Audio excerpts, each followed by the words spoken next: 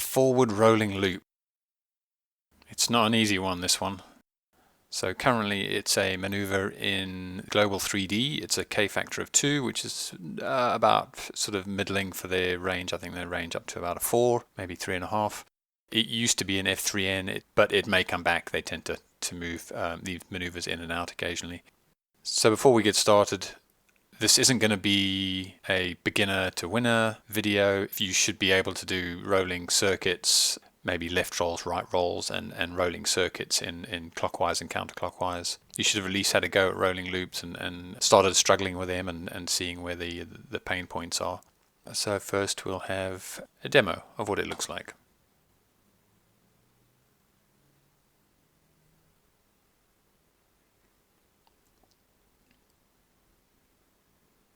Right, so that was the clockwise rolling loop where the roll has started away from me.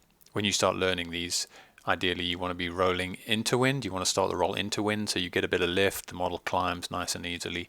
If you've done normal loops before, you'll know that a downwind loop can be fairly tricky. And it's exactly the same with rolling loops. So let's have a closer look and just see what's going on.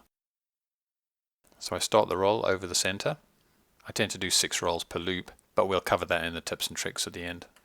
So on the way up, 1, 2, 3, 1, 2, 3, and out. So to someone who hasn't tried this before, that actually seemed like a fairly easy maneuver. You just you go up and go over the top, and it comes down. But there's actually a lot going on there, and very scary. Let's have a look at an anti-clockwise rolling loop. Exactly the same thing. 1, 2, 3, 4, 5, 6. I definitely prefer starting the rolling loop with a roll away from myself. I think it's just a case of how we learn, and it's safer to flip and roll away from yourself in the beginning. So you tend to have a bias that way. You should also practice rolling loops starting with a roll towards yourself. I find it a lot harder, but it's one of these things that you're not going to be able to get away from in your helicopter flying, because at some point when you start doing the rolling globe, as the direction of the loop swing around, you'll end up having to start the roll towards yourself. So maybe you'll get away with leaving it out for now, but you will come up against that at some point. So when you're learning this, the first thing you want to get down is the stick movements, and I find the Pyro Trainer is one of the best ways of doing this.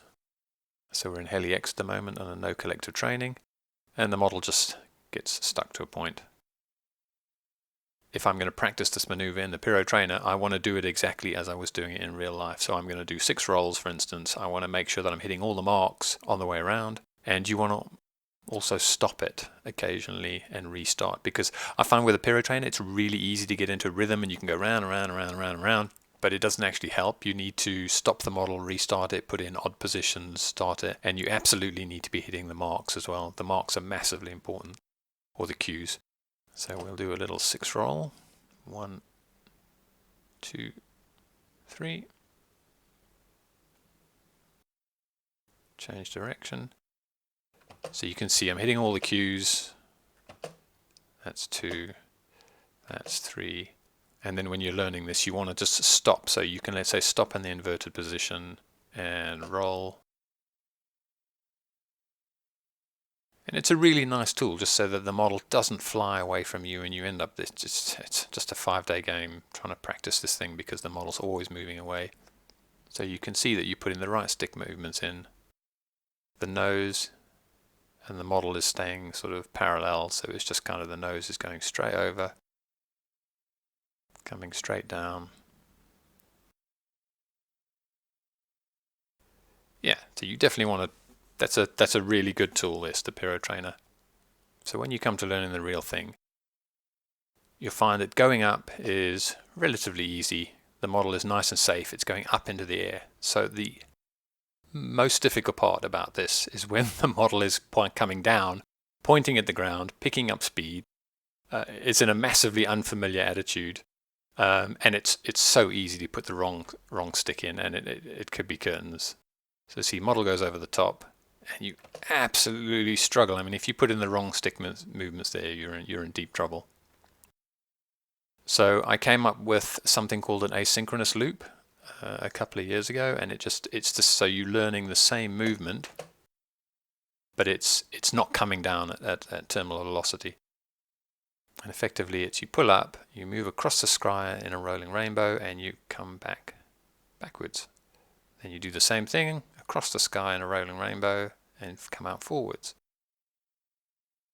Now what you're doing here is threefold. You're learning lots of things, and it's safe because the model's going up all the time. So firstly, you're learning that last bit of the maneuver. So the model is in the nose down position, and you're learning, but it's going up. So you're not shooting into the ground. The second thing you're learning is actually you're actually learning backward loops at the same time. It's going up, transitions into a forward loop. And this has been massively useful for me. I mean, it's almost a set maneuver on its own. I've had a couple of people say it's a really nice looking maneuver, and it's not that complex. Well, it is slightly complex, but it's learning forwards and backwards rolling loops without the danger of the thing absolutely smacking into the ground at full speed.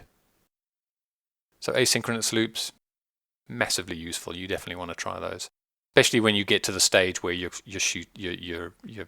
going max velocity towards the ground. Another tip is, how do you control the speed?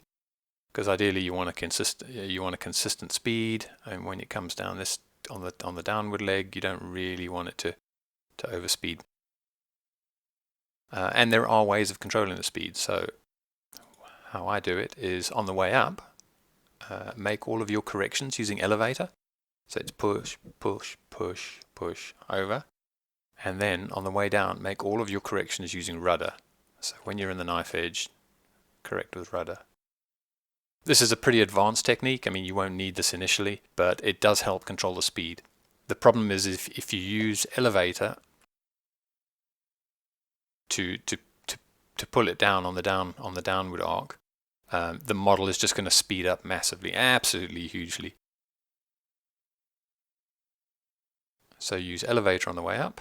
That'll get you a nice speed. It'll get you nice and high, and then change it with rudder on the way down. So fairly advanced tip, but it will keep your speed nice and constant.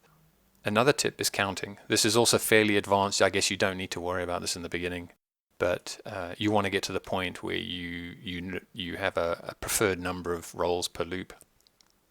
So I like 6. 8 is also a good number. In terms of the rules of actually doing it for Global 3D or F3N, the only rule is you need to do a minimum of 2, so you can get away with 2. But pick a number and then count. You know, it really helps with the positioning and knowing where you're going to be.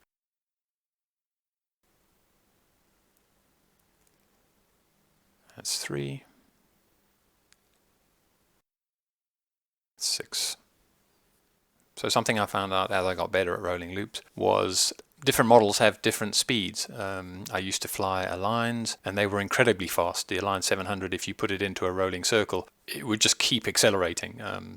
You'd actually have to hold it back. It was almost quite hard to do rolling circuits with the Align because they are literally that quick. The Spectre V1 I found was a lot slower. So if you went into a rolling circuit, it would kind of reach this speed where it was just nice and constant, and it went around really, really, really well.